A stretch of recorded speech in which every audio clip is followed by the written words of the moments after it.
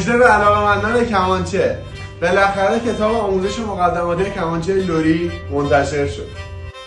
این کتاب نوشته استاد پوریا پورپرویز و استاد رضا جودکی بزرگوار هست که بسیار منبع درجه 1 و کاملی برای کمانچه نوازای عزیز هست. این کتاب محتوای خیلی جذابی داره. بیا تا بگم چرا. این کتاب در وهله اول فایل صوتی برای آموزش تمام درس‌های کتاب رو داره.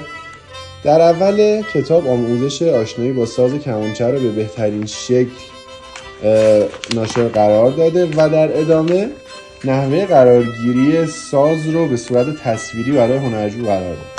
در ادامه کتاب تئوری موسیقی به صورت کامل و روان نوشته شده و بعد از تمرینات ابتدایی ساز کمانچه وارد آهنگ‌ها و تصانیف لری میشیم.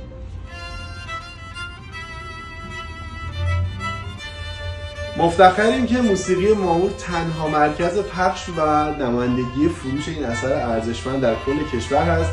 عزیزانی که قصد تهیه کتاب رو دارن از طریق شماره‌ای که این زیر براتون میذارم و یا دایرکت پیج موسیقی ماهور میتونید اقدام به خرید بکنید.